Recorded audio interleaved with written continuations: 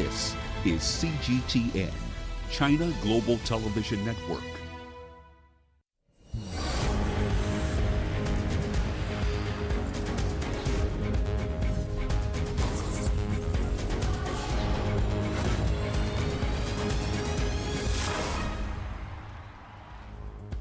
A Tunisian karate champion and his wife, a Taekwondo champion, have started a martial arts academy and a sports center to train a new generation of champions, including their own children. In Kenya, we bring you the story of a mother who has coached her daughter to an Olympics in archery. On the show tonight, we feature couples, siblings, and parent-children teams that are thriving in the world of sport. Hello, welcome to your weekly sports program that brings you all the sporting news and reviews from an African perspective. We will highlight the thrill of victory while also showing you the agony of defeat. This is Sports Scene. Let's get real, let's get live, let's get started. Here's what's coming up in the show.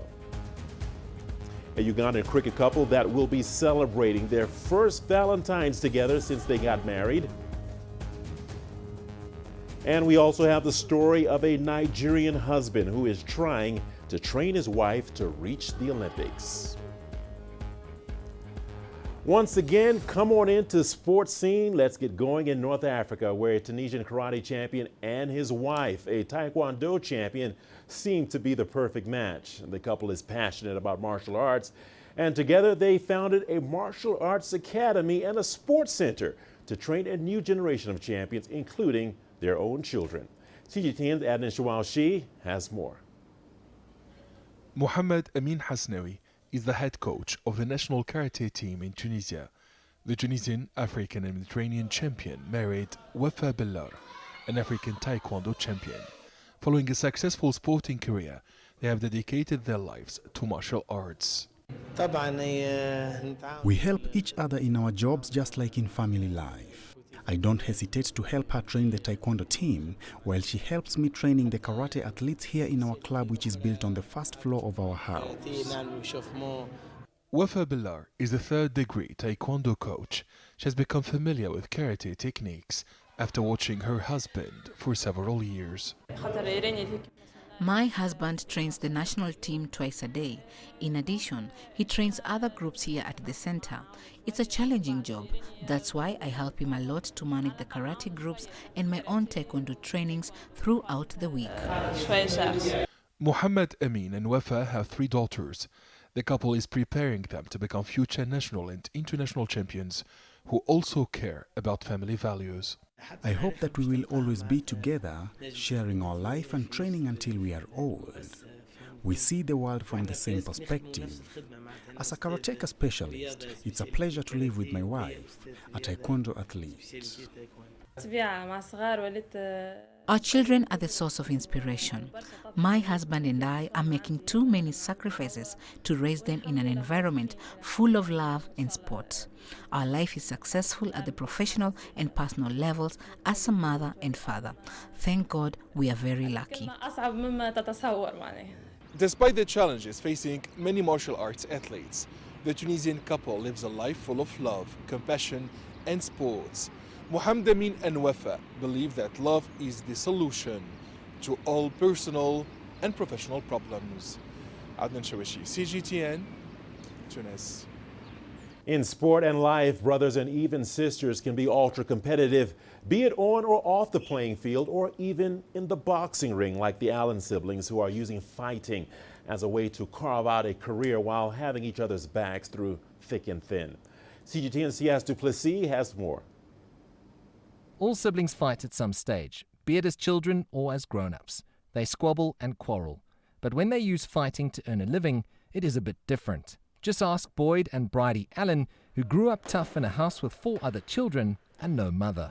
Our mom passed away when we were quite young, and growing up we didn't really have anyone else to turn to except for us as siblings, and there was always ups and downs. Your mental state is a bit of a blur here and there. And Boyd's always been that person that I turn to. From a young age, obviously went through some ups and downs and family trauma and drama.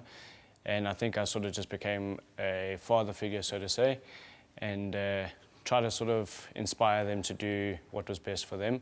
Talent-wise, the pair are not in short supply. Boyd, a former MMA champion and a Pan-African boxing champion, is at the peak of his powers, while the 22-year-old Bridie is beginning to show real potential in amateur boxing. Look, I think Brides has amazing physical ability. She's still going to pick up on that as she grows. And I think her self-confidence will grow as she gets into the sports. We're getting into lifting, boxing, MMA, jiu-jitsu. And I think people have seen that she's got that ability, and they're getting excited for her. He's always had my back. First person I would call in a situation that I'm in trouble in is Boyd. I'm never scared to confront him about anything. He was always understanding. Yeah, I can always count on him. Family means the world to the brother and sister combo, but it is not just about their relatives. It is about more than that. The term family can be seen as a very wide sort of expression, and for me it's the people that I spend most of my time with, and it's the good people that I have in my life that are willing to help you as much as you're willing to help them. It doesn't specifically have to be blood, just families, people that you interact with on a daily basis, people that care about your well-being. They want to see you grow, they want to be there for you. That's family to me. As far as siblings go, Boyd and Bridie Allen are pretty much inseparable. From early on in their lives, the pair have had each other's backs through the ups and downs of a tough childhood. But now they're stronger because of it and more focused and determined than ever to forge their careers outside and inside of the boxing ring through thick and thin as brother and sister. CS Duplessis, CGTN, Johannesburg. Shezana Anwar is the first female Olympic athlete to represent Kenya in archery at the Olympics. Shezana is the daughter of legendary rally driver Azar Anwar and is coached by her mother, Tabazum Anwar. CGTN caught up with the mother-daughter duo where they shared their unique journey. Let's take a look. What was the question again? I forgot the question. I love interrupting. It's nice to have a family member close when you're doing a sport that involves a lot of traveling and competing abroad. So yeah, I guess it was nice to have someone from my family there with me. I'm closer to my mom than my dad, so it was better that it was this parent and not the other one. Well, I think she's good. She's good. She's, because of her passion for the archery, I've not had to fight to get her to train or shoot or whatever, you know. She does it. Blind. I mean, she does it herself wholeheartedly. I mean, if I have to get her to do some housework or something, then we have to fight, yeah. But archery, no problem. I don't think there are words for it. The feeling I had, it was just, you know, as I went as a coach, and it was the night before I was told in a team meeting there in Rio, when we didn't know before that. It was just the night before the opening ceremony we were told that she will be the flag bearer for Kenya. And it was just, I don't know, up to now it's like, it's so unreal, yeah? It was still unreal. I still can't believe it. I don't think I've ever done that, but in general, yes, of course, when you succeed, you have the thoughts of the people who are behind you in it. Maybe I've never said it publicly or anything, but I am very grateful to a lot of people for where I've reached. Of course, most of it goes to my family, my parents. How is it? It is, I think because we're all so sporty, we just take it as part of life. We've just taken it. We've not really looked at it that we're special or anything. We just take it, I mean, her brothers also race, and, you know, we just take it as normal. We try to be normal. We try to be as normal as we can. I think our highest, for the family, the highest, what would you call it, event was her being the flag bearer and going to the Olympics. Yeah, that was the highest event. You get that on camera? Yeah. I'm the highest achiever. Yes.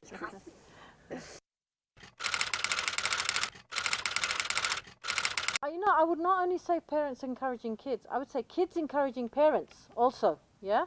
I mean, she always helps me, you know, let's go for playing netball, let's go mum, I'll drive you, let's go and do this, or let's go and do this. I mean, it's not only a matter of us encouraging them, we're to lead them, but there's no harm them guiding us to a different, from our old age, guiding us to a different thing. It works both ways. So I'd say both, I mean, as human beings, we should encourage each other.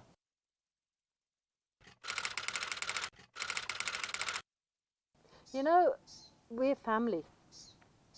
So we'll always love each other no matter what happens. We'll always go through thick and thin together. We're blood. Don't forget me ever in my old age. Don't ever forget me. I might forget Dad though. It's a bit worrisome. So, I mean, love and let live, yeah? Or live and let love, yeah? So, I don't know. I suppose that's it, yeah? All right, time now for a short break, but the action continues on Sports Scene. Here's a look at what's ahead.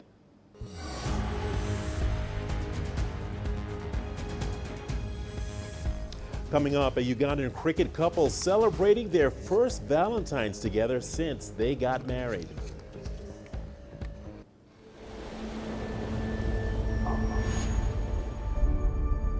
How would you create your legend? On the fields, on the tracks, in the arenas of Africa. Were you born to be a player? Could this moment be yours?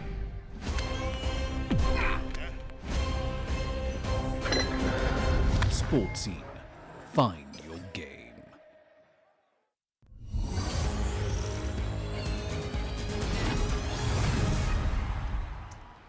Welcome back to Sports Scene. Thanks for sticking with us. A couple from Uganda are preparing to spend their first Valentine's Day together as man and wife. But theirs isn't an ordinary love story. They came together over a mutual love for cricket. Here's CGTN's Leon Sinyanga with their love story.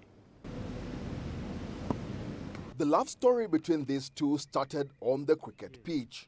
Martin Ondeko and Lelia Namaganda have both played the game at club and national team levels.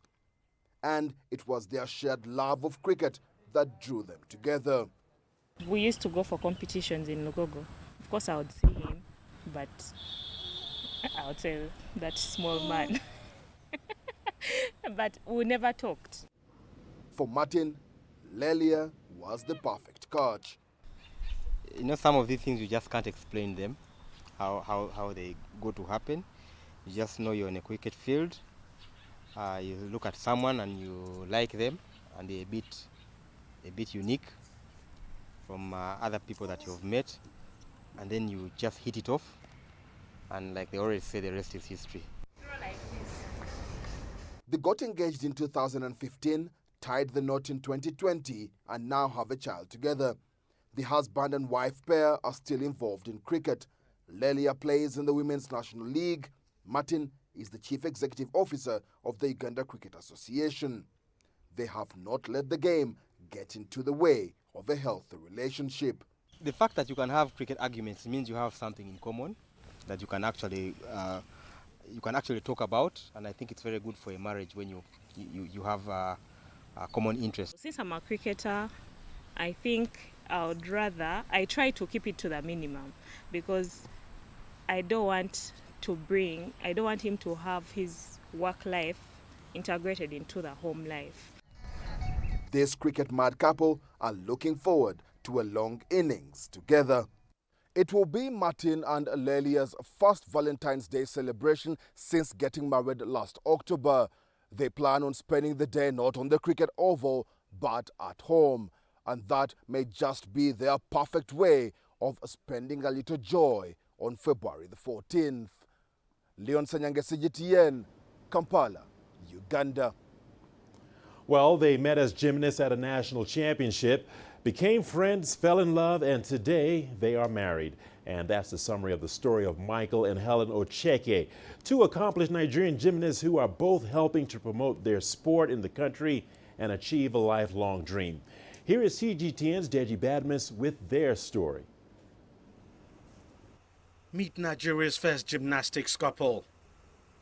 Michael and Helen Ocheke's love story started at the National Gymnastics Championship back in 2004. At the time, Michael was one of the country's top male gymnasts.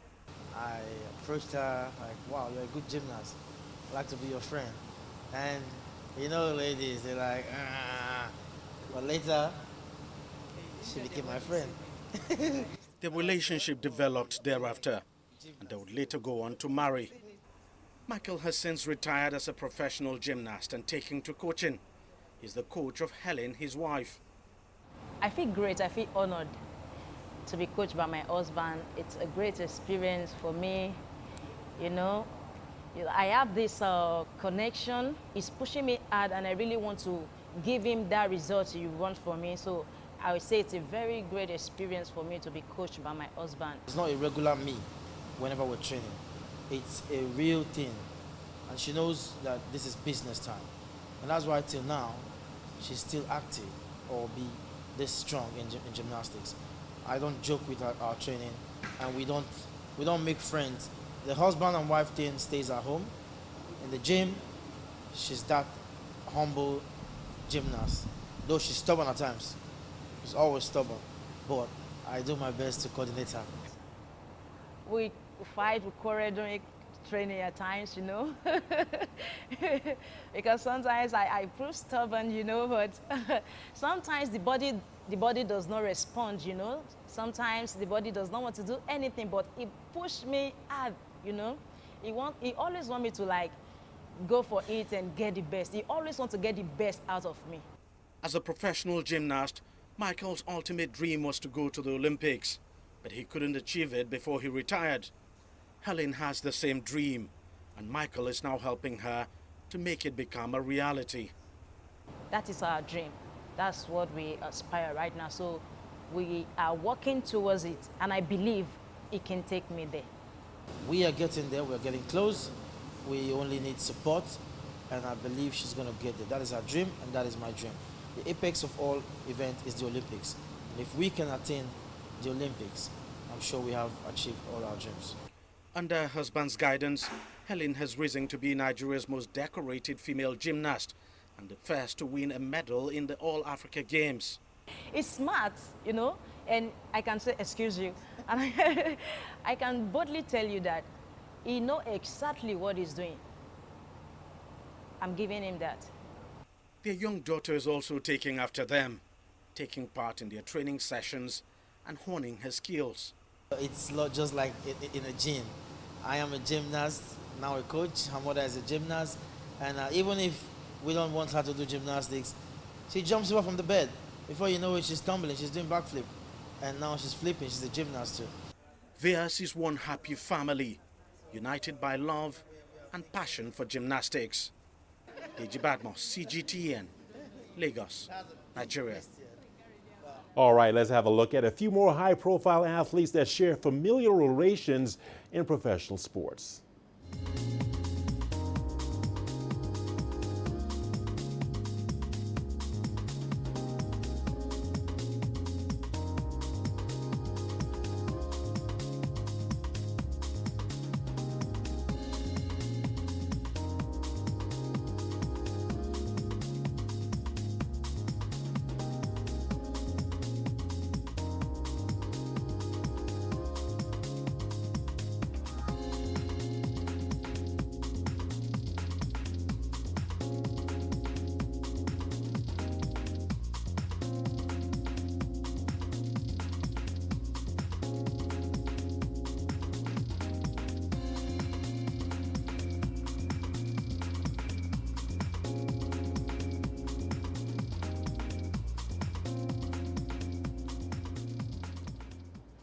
And we're not done just yet. A lot more still to come here on Sports Scene. Here's a peek at the headline.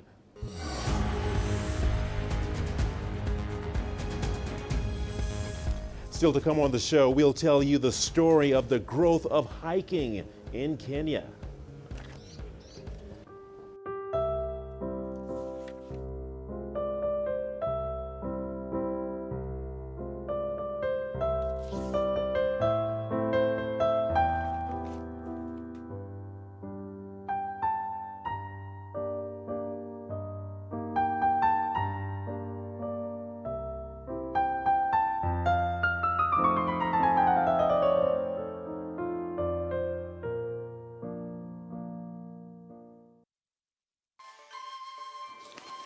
You don't find the stories of North Africa by sitting on the sidelines.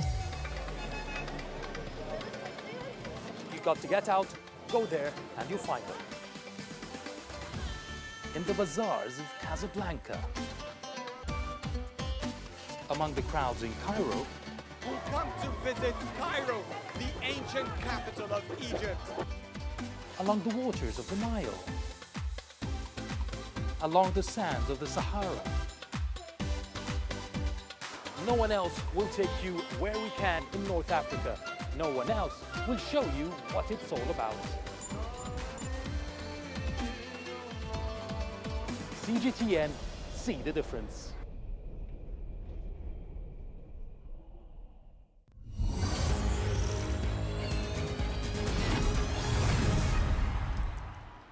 Welcome back to Sports Scene, everybody. 2020, without a doubt, changed how people perceive sports across the globe. This led to more people taking on outdoor activities. In Kenya, a growing number of people are going for hikes and mountain climbs. CGTN's Mahia Mutua has more. For years, hiking and mountain climbing have been the go-to recreational activity for those who see themselves as outdoor maniacs. However, after a year that was mostly spent cramped indoors, people are now more than ever focused on becoming one with nature.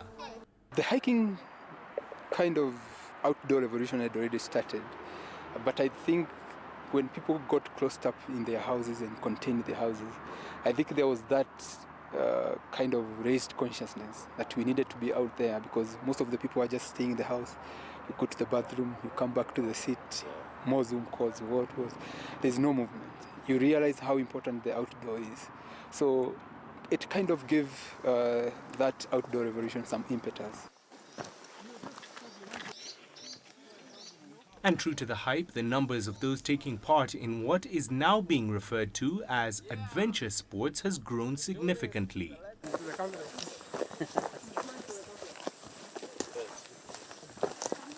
Actually, once you start getting into it, that's when you realize how many people are hiking, how many people are running, how many people are biking, and how much more they're enjoying their lives and their weekends as compared to before COVID. So it's that silver lining that they talk about. For hikers and mountaineering enthusiasts like this group, who tackled a grueling 17-kilometer hike, one thing seems to stand out: health. For me, basically, it's just wellness, keeping fit. Of course, I want to tone.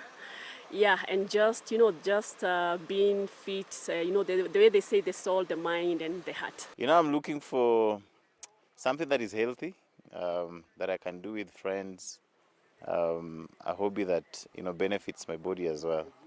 And after COVID, staying at home, working from home, you gain a lot of weight, you become unfit, unhealthy. So I think this is a healthy habit that, can become part of my lifestyle as well. As for me, I was doing the gym and got to a point that the gyms are closed, so I had to stay at home, do the walking. At times when you do it alone, you feel kind of uncomfortable, or you find you're not pushing yourself to the limit where you need to be.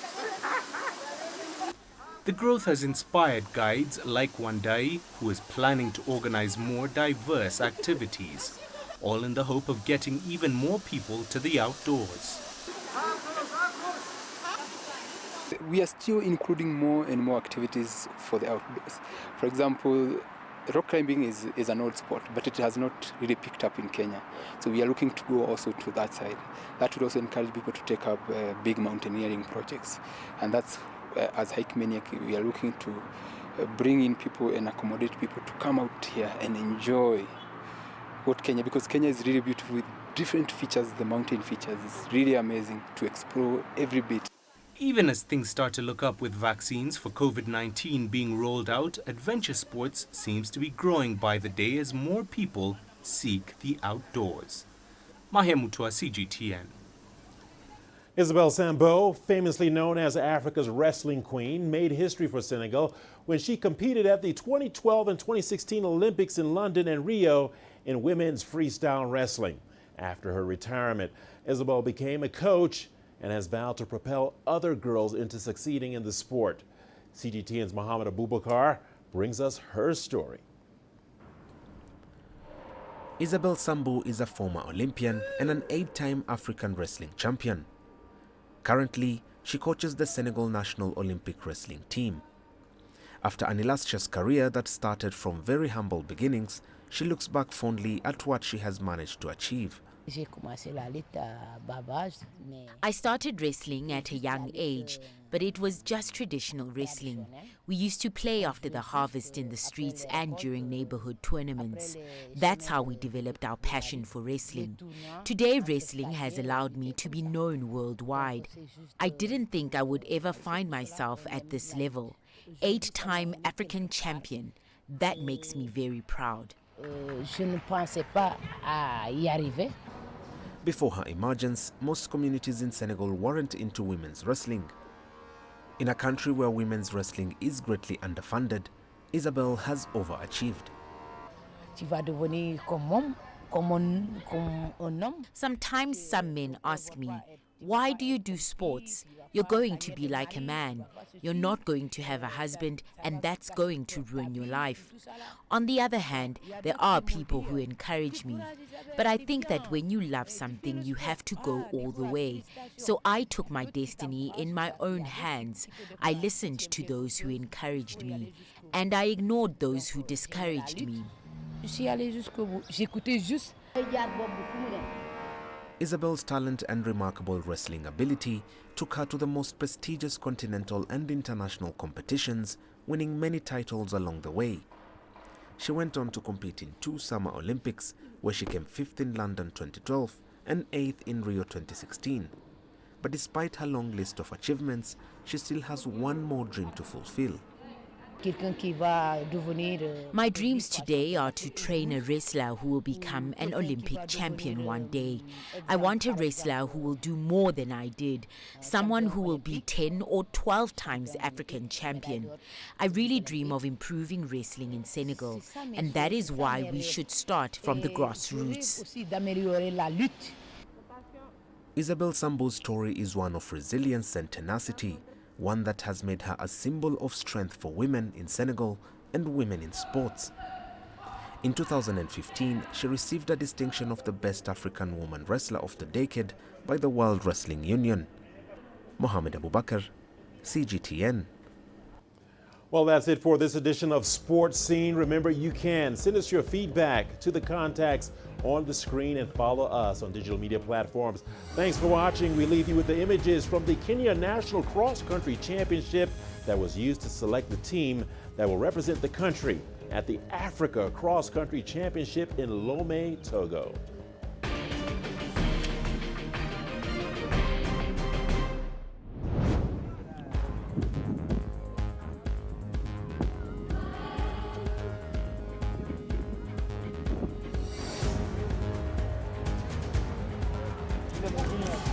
Yeah.